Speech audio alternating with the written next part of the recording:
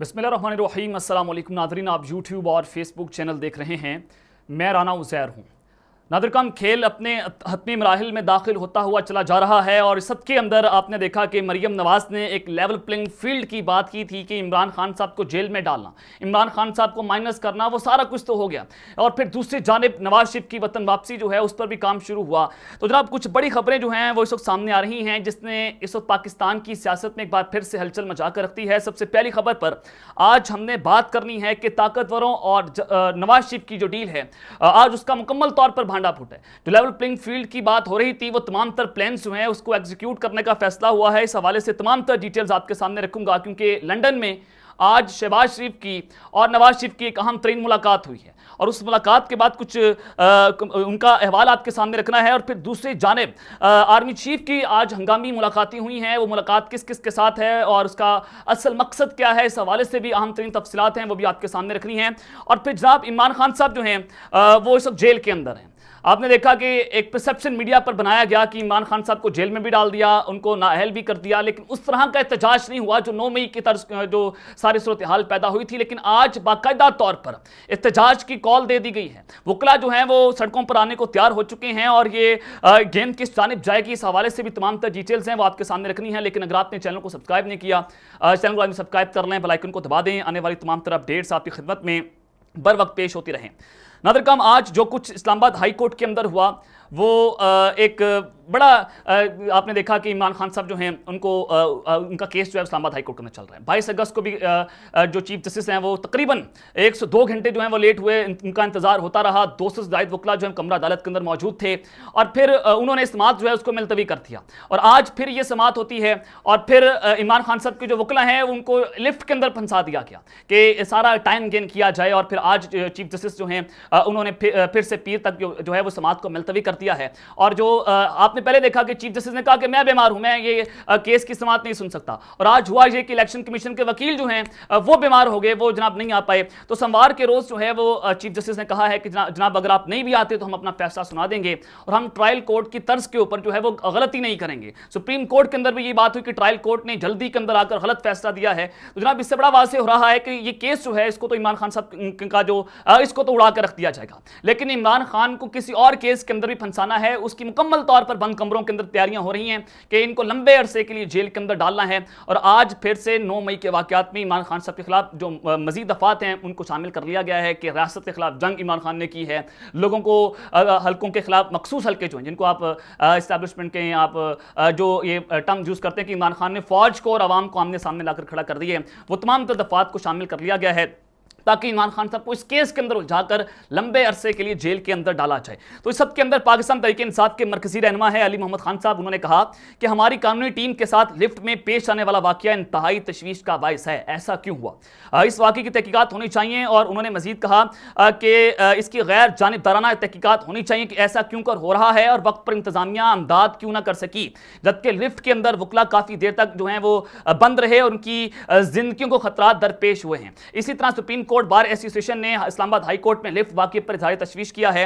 और हैरानकुन तौर पर इस्लामाबाद हाई कोर्ट के अमले से फौरी तौर पर मदद के लिए कुछ ना किया गया। अल्लाह का शुक्र है कि वाकये में कोई जानी नुकसान नहीं हुआ और चीफ जस्टिस हाई कोर्ट और मुतल्लिका हकाम वाकये की फौरी तहकीकात करवाएं।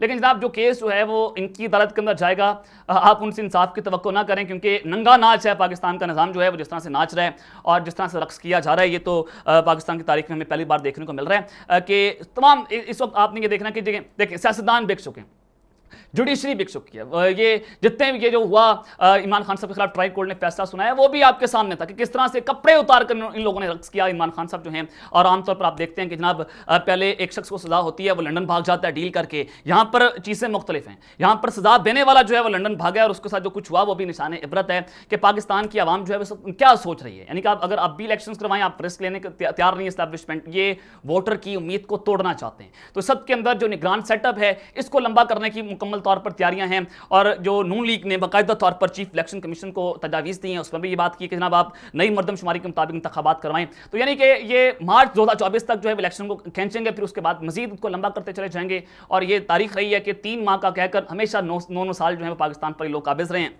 तो सारी चीजें आपके सामने। तो आज जनाब पाकिस्तान पीपल्स पार्टी की सेंट्रल एग्जीक्यूटिव कमेटी सीईसी का इजलास हुआ, जिसकी सदारत जो है वो चेयरमैन पीपल्स पार्टी बिलावल भुट्टो ने की, और उन्होंने मजमूई सियासी सूरत हाल पर तबादला ख्याल किया और आम इंतखाबात से मुतल्लिक हिकमत अमली पर गौर किया।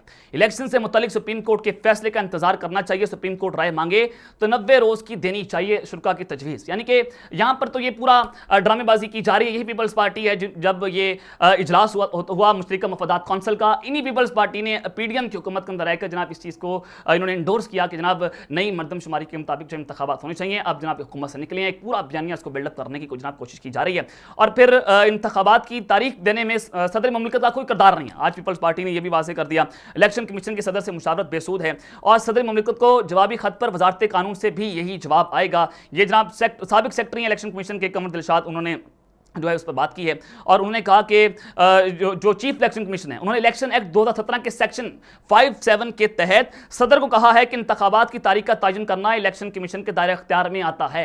और आज यही बात शहबाज शरीफ साहब कर रहे हैं, यानी कि एक पूरा गेम सेट किया गया और सदर पाकिस्तान को माइनस करने की तैयारियां कर रहे हैं कि जनाब वो तो मुस्ताफ़ी नहीं हो सकते और ना आप उनका मुआवजा कर सकते हैं। तो इस सब के अंदर फिर एक वो सेटअप चला कि जो फौजी तरमीम के हवाले से आर्मी एक्ट का जो सारा मामला था उसके अंदर भी उन्होंने कहा कि जनाब मैंने तो उस पर दस्तखत नहीं किए।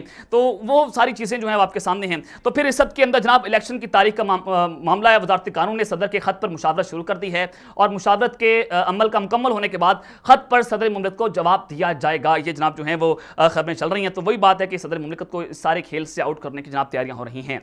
तो अब आ जाएं कि जनाब एक पूरी लेवल प्लेइंग फील्ड की बात हो रही थी कि लेवल प्लेइंग फील्ड दी जाए, नवाज शरीफ साहब के लिए पूरा रास्ता खोला जाए, और फिर बातें होना शुरू हुई कि जनाब जीरो रिस्क जब तक नहीं होता नवाज शरीफ वतन वापस नहीं आएंगे। और फिर ज़ाहिर ने यह भी तस्दीक की कि जनाब 15 सितंबर का इंतजार किया जा रहा है कि 15 सितंबर के बाद जो है नवाज शरीफ वतन वापस आएंगे, कि जनाब मंदियाल साहब जो है वो चले जाएंगे, काजी फाजिसा साहब जो हैं वो वापस आएंगे और उनके आने के बाद ही सारा कुछ किया जाएगा।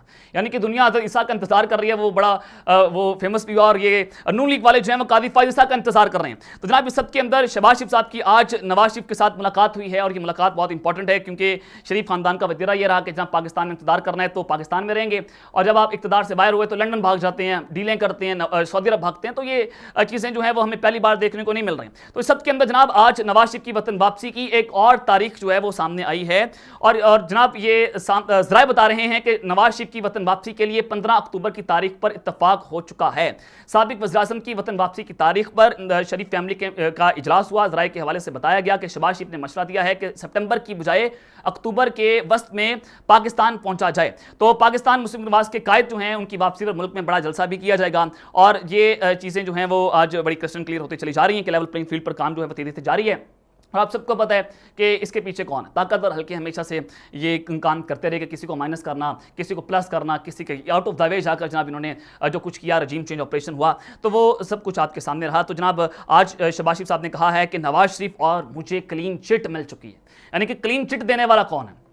पाकिस्तान की आवाम ने फैसला करना है कि जनाब कौन इस मुल्क का वज़ीर-ए-आज़म होगा और कौन इस मुल्क के अंदर इक़्तिदार हासिल करेगा। लेकिन यहाँ पर फैसले कहीं और हो रहे हैं। यहाँ पर बंद कमरों के अंदर बैठकर फैसले किए जा रहे हैं कि इमरान खान साहब जो है उसको आपने माइनस करना है, इमरान खान को बाहर निकालना है। जनाब वो बूट अच्छे पॉलिश नहीं करता था। शहबाज शरीफ साहब उनके होते हुए आपको मार्शल लॉ लगाने की जरूरत नहीं है। उनके होते हुए जनाब आप जो हैं अब जितने मर्जी जो GHQ खोल लें तो वो सारी चीज़ें आपके सामने हैं। तो जनाब ये जो है वो इस डील के ऊपर उसको बाकायदा तौर पर एग्जीक्यूट करने का फैसला हुआ है, और आर्मी चीफ जो है उनकी हंगामी मुलाकातें जो हैं वो शुरू हुई हैं। पहले आपने देखा कि 9 मई के वाक़या हुए और कभी कोई स्टूडेंट को भेज देते हैं और फिर उसको पूरा मीडिया इसको हाइप चलाता था कि देखें जी ये स्टूडेंट्स जा रहे हैं 9 मई के वाक़े के ऊपर, इन्होंने मजम्मत कर दी है, ये सारा मामला, और पूरे ड्रामेबाजी रचाने की कोशिश की गई और पूरा मीडिया उस पर लगा दिया गया, परसेप्शन बनाया गया कि इमरान खान एंटी पाकिस्तान, गद्दार, फितना, काफर, मरज़ई, ये पूरा इन्होंने परसेप्शन बनाने की कोशिश की। तो जनाब आज आर्मी चीफ की जो मुलाकात हुई है अमेरिका की हार्वर्ड यूनिवर्सिटी के 38 तलबा के वक्त जो है उन्होंने आज GHQ का दौरा किया है और आर्मी चीफ से उनकी मुलाकात हुई है। ISPR के मुताबिक आर्मी चीफ ने सिक्योरिटी सूरत हाल और खत्ते में पाक फौज के अमनो इस्तेकाम के किरदार पर इजहार ख्याल किया है। जनरल आसिम मुनीर ने पाकिस्तान में मौजूद पोटेंशियल पर भी गुफ्तगू की है। यह वही पोटेंशियल है कि पाकिस्तान के अंदर जो नौजवान तबका जो कि डॉक्टर्स, इंजीनियर, जो वेल क्वालिफाइड लोग हैं और लाखों की तादाद के अंदर इन 15 माह के अंदर जनाब ये पाकिस्तान छोड़कर गए हैं। तकरीबन 6 माह के अरसे में 10 लाख पाकिस्तान लड़के जो हैं वो जो वेल क्वालिफाइड वो पाकिस्तान छोड़कर गए हैं। तो ये मौजूद पोटेंशियल की बात क्या कर रहे हैं कि आपने एक जानिब तो जो है वो रजीम चेंज ऑपरेशन किया, पाकिस्तान में दम इस्तेकाम पैदा किया, इकोनॉमिक डिस्टेबलाइज की, अपनी पॉलिटिकल डिस्टेबिलिटी पाकिस्तान के अंदर लेकर आए, जलाओ घिराओ सारा कुछ आपने देखा। तो इस वक्त पाकिस्तान की आवाम का अपने इदारों के ऊपर जो है वो एतमाद बड़ा कम हो चुका है, बड़ा कमजोर हो चुका है। तो अब ये लोग जो पाकिस्तान छोड़ने की तरफ जो है तवज्जो दे रहे हैं। तो जनाब जनरल आसिम मनी ने पाकिस्तान में जो मौजूद पोटेंशियल पर गुफ्तगू की, जबकि वफ्द को पाकिस्तान के मस्बत इमेज को उजागर करने पर भी जोर दिया है। इस मौके पर जनरल आसिम मनी ने कहा कि पाकिस्तान दहशतगर्दी के खिलाफ मौसर कोशिशें जो हैं वो जारी रखे हुए है। आलमी बरादरी पाकिस्तान की कुर्बानियों का इदराक करे। तलबा ने तामीरी बातचीत के लिए आर्मी चीफ की दावत पर उनका शुक्रिया अदा किया है। तो ये जनाब हंगामी मुलाकातें जो हैं वो जारी हैं।